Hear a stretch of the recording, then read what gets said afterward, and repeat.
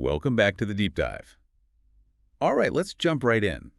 Today, we're tackling a topic that, frankly, you might not encounter every single day, but when you do, understanding it is absolutely critical. We're doing a deep dive into gestational trophoblastic disorders, or GTD. Think of this as a specific, fascinating area of medicine, intimately linked with pregnancy, but involving abnormal cell growth that can range from relatively benign to quite serious. That's right. We've got a stack of notes on GTD right here, and our mission, as always, is to cut through the complexity, pull out the absolute most important, high-yield information, and get you informed fast. And these disorders are truly unique, really stemming from the cells that would normally form the placenta. The abnormal growth pattern is the key here. And the notes make it clear this isn't just one single condition, right? It's a whole spectrum. Exactly. There's a significant range. On one end, you have conditions considered premalignant, like the Hydatidiform mold. Then you move into the malignant forms, collectively known as gestational trophoblastic neoplasia, or GTN. GTN includes the invasive mole, choriocarcinoma, and the less common types like placental site trophoblastic tumor and epithelioid trophoblastic tumor. Right. The source also notes that persistent elevated HCG levels after treating a mole also fall under that GTN umbrella. Okay, let's unpack this then. What specifically are gestational trophoblastic disorders? Well, at their core, as we mentioned, they are rare conditions tied to pregnancy that involve abnormal proliferation of trophoblastic cells. These are the cells destined to become the placenta. Precisely. And the source lists the primary types we need to know: Hydatidiform mole, invasive mole, choriocarcinoma, and placental site trophoblastic tumor. So you mentioned the Hydatidiform moles are the premalignant ones. What's the breakdown there, like complete versus partial? Yeah, good question. The source details the two main types of Hydatidiform mole. A complete Hydatidiform mole is described as a benign tumor, and it results from a really specific genetic event, the fertilization of an empty egg, one with no genetic material, by a single sperm, which then duplicates its own DNA. Wow, okay. So this means all 46 chromosomes are of paternal origin. There's no maternal genetic contribution at all. It's diploid and androgenic. And no fetal tissue. Crucially, yes, absence of any fetal tissue in a complete mole. In contrast, a partial Hydatidiform mole is typically triploid. Triploid, 3 sets. 3 sets of chromosomes, exactly. Usually 2 from the father and 1 from the mother. This most often happens when an ovum is fertilized by 2 sperms simultaneously. Oh, okay. And with partial moles, you often do find some evidence of fetal tissue, and the source mentions focal hydropic changes. Wow, so the difference comes right down to the genetic origin during fertilization. That's fascinating. And these abnormal growths can sometimes turn malignant, becoming GTN. Precisely. Choriocarcinoma is a malignant form that the source highlights. It's particularly noteworthy because it can develop not only after a molar pregnancy, but also after a normal pregnancy, even a live birth. After a normal pregnancy. Yes, this form is aggressive and can spread.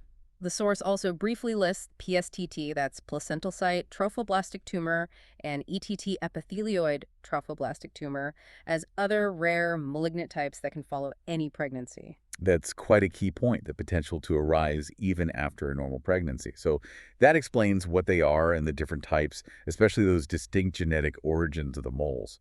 But why do these happen? Why do these abnormal fertilizations occur?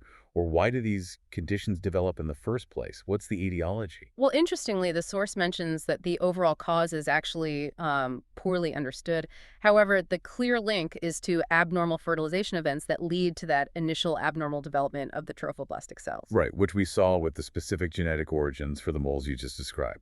Absolutely. The source really emphasizes that distinct genetic basis. For a complete mole, like we said, it's all paternal genetic material, 0 maternal genes, Right. usually that single sperm fertilizing an empty ovum and duplicating. Okay.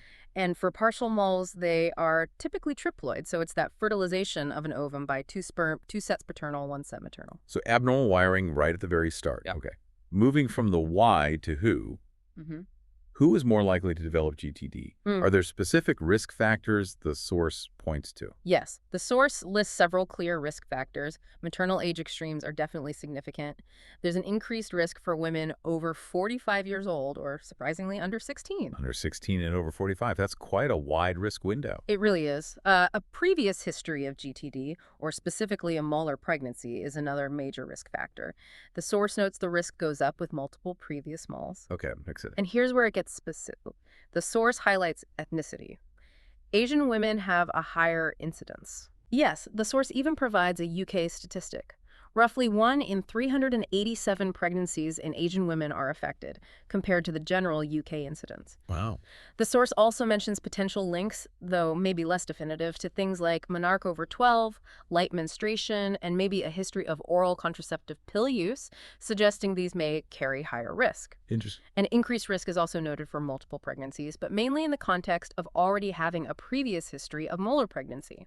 Okay, so age extremes, past history, and ethnicity are definitely key takeaways from the source regarding who might be more susceptible. Got it. Now, let's get into pathophysiology. What is actually happening inside the body as these conditions develop? Well, the fundamental process involves the uncontrolled abnormal growth of those trophoblastic cells. Right. The source describes how this can lead to physical changes like the polypoid mass seen in complete moles or the cystic changes found in partial moles. And the source specifically mentions, quote, can lead to the formation of grape-like clusters in complete mole. Grape-like clusters. That's a memorable description the source uses. And these abnormally growing cells can, invade nearby tissue. Yes, that's where the complications can really start. The source explicitly states that invasion into the uterine wall can occur, which is the characteristic feature of an invasive mole. And with more aggressive forms like choriocarcinoma, this invasion can extend far beyond the uterus, leading to metastasis to other organs. Right, spreading elsewhere. Given that initial symptoms can be a bit vague, maybe like a threatened miscarriage, Yeah. what else might doctors need to consider? What's on the list for differential diagnosis? Yeah, that's important. The source lists conditions that need to be ruled out because they can present with similar symptoms, particularly bleeding or unusual scan findings early on. These include threatened miscarriage, definitely ectopic pregnancy, and other placental abnormalities. Distinguishing GTD from these is crucial for getting the right management quickly. Right, misdiagnosing this would have serious consequences. So how common are these conditions, say, in the UK? What does the epidemiology tell us? According to the source material, molar pregnancy occurs in approximately 1 in 500 to 1,000 pregnancies in the UK. Okay, so not super common, but not vanishingly rare either. Exactly. And looking broader at GTD as a whole, including Hydatidiform, mole, invasive mole, choriocarcinoma, PSTT, the source estimates an incidence of about 1 in 714 live births.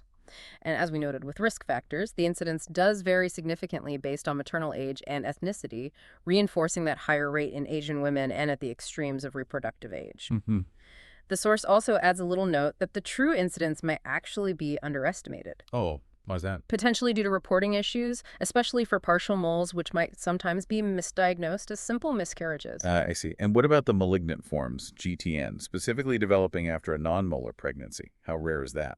The source gives an estimate for GTN developing after a live birth as being much rarer, around 1 in 50,000. Okay, very rare then. Yes. But it's a key point that GTN can follow any pregnancy-type molar, non-molar, or a live birth. So thankfully rare overall, but definitely something clinicians need to keep in mind. What are the typical signs and symptoms then? What might trigger suspicion for GTD? What clinical features does the source list? The source details several presentations, often seen in the first or early second trimester. The most common symptom by far is irregular vaginal bleeding. Which, again, overlaps with other pregnancy issues, like you said. Exactly, hence the need for that differential diagnosis we mentioned. Other symptoms listed are exaggerated pregnancy symptoms, like really severe nausea and vomiting hyperemesis gravidarum, Right. or a uterus that seems larger than expected for the gestational dates, size greater than dates. But the real hallmark, the key diagnostic clue the source points to, is very high serum HCG levels. The pregnancy hormone. That's the one. But in GTD, particularly complete moles, these levels can be astronomically high compared to a normal pregnancy. So that super elevated HCG is a major red flag then. Yes, absolutely crucial for diagnosis and for monitoring later on. The source also notes that hypertension and hyperthyroidism may be seen in some cases, which can be linked to those very high HCG levels. Interesting. Less commonly, if the disease has metastasized, particularly with choriocarcinoma, symptoms could include things like hemoptysis, coughing up blood, acute respiratory failure, or neurological symptoms if it has spread to the brain. Wow, those metastatic symptoms sound quite severe. So how do doctors investigate and actually confirm a diagnosis when they suspect GTD? What are the investigations? The diagnostic process, as detailed in the source, relies on a few key steps. Number one is measuring serum beta-human chorionic gonadotropin, or BARY-CG levels. The HCG again. Yes, these are absolutely critical. For diagnosis, especially noting those abnormally high levels we talked about, and for ongoing monitoring throughout treatment and follow-up. Really central. Ultrasound is also a vital early investigation. The source describes typical findings. You might see a sort of polypoid mass in complete molar pregnancies or cystic changes in partial molar pregnancies. This is often what initially raises suspicion on a scan. And the definitive confirmation, how do they know for sure? That comes from histopathological examination of the tissue that's removed, looking at it under the microscope. Right. The source clearly outlines the microscopic differences. A complete mole shows no fetal tissue and extensive hydropic changes, while a partial mole does have fetal tissue present along with focal hydropic changes. This analysis confirms the specific type of mole. Okay, so HCG, ultrasound, and looking at the tissue itself are the key diagnostic steps. What about if metastasis is suspected? With something like choriocarcinoma, how do they figure out the extent of spread? Good question. If metastasis is suspected, the source outlines staging investigations using the FIGO system, that's the International Federation of Gynecology and Obstetrics Staging. Okay. This involves imaging to look for spread to other organs.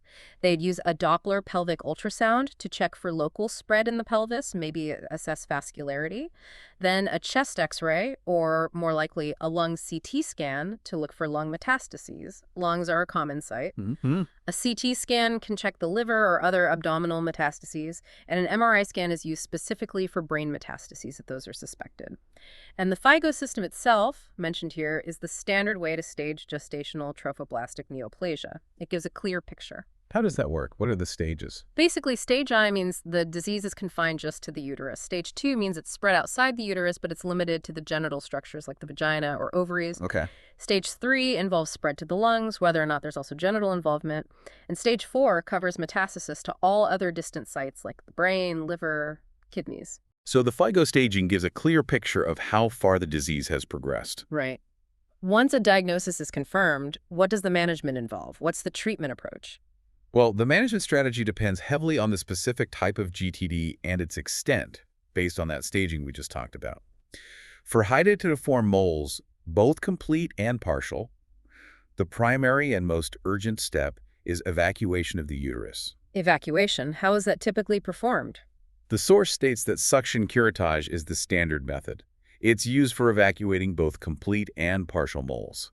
It does note that partial moles with significant fetal parts might make suction curettage slightly more challenging. Medical removal is also mentioned as being used in some cases, though the source doesn't really detail when or how. And if there's heavy bleeding? Then surgical evacuation is done urgently, absolutely. Yes. Expedited for significant hemorrhage. And what happens after the uterus is evacuated? Are there important follow-up steps? That seems crucial. Yes, crucial ones according to the source. Effective contraception is strongly recommended for 12 months following the evacuation. 12 months, okay. Why so long? It's vital because it prevents a new pregnancy from interfering with the monitoring of HCG levels. Remember how important HCG is? Monitoring it is the cornerstone of follow-up to ensure the GTD has resolved. A new pregnancy would raise HCG levels and confuse the picture. Ah, that makes perfect sense. Anything else post-evacuation?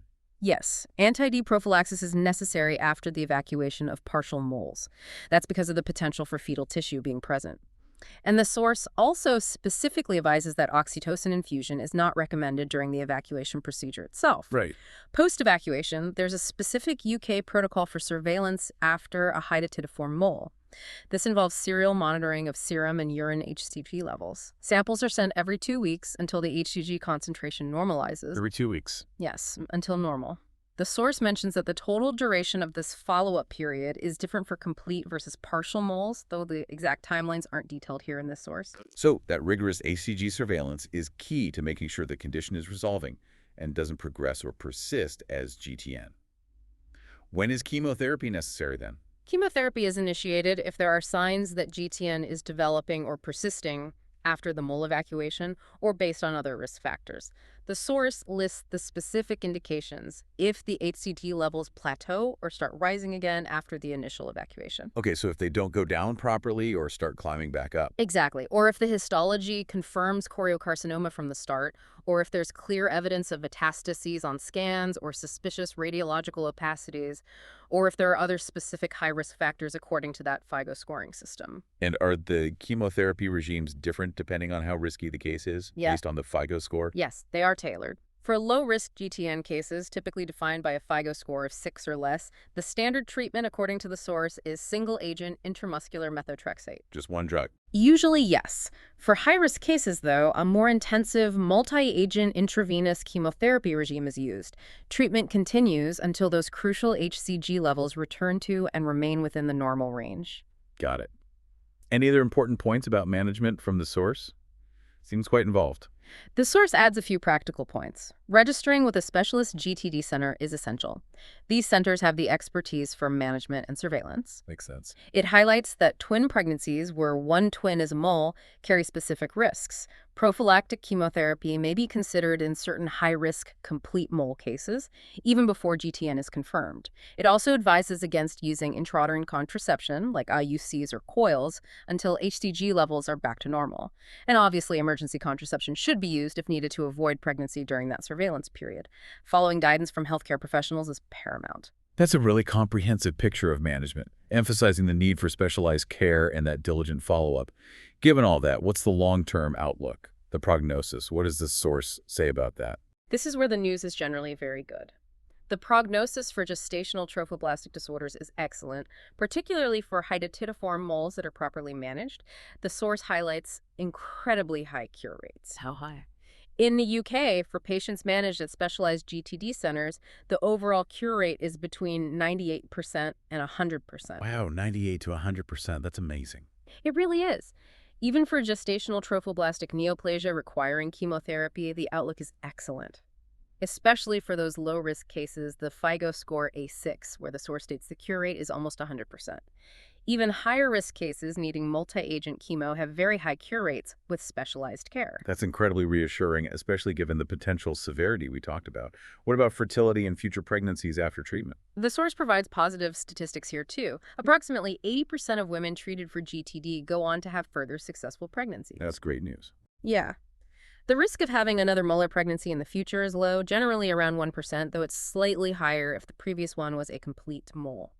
The source does mention one potential issue: an increased risk of preterm birth for women who had a molar pregnancy before their subsequent live birth. Okay, something to be aware of. And one other potential long-term consideration from the source, particularly for those who undergo combination chemotherapy for high-risk disease, is the risk of premature menopause, which obviously can impact future fertility. Right. It suggests considering things like exogenous estrogens and fertility drugs once HCG levels have normalized in these specific cases.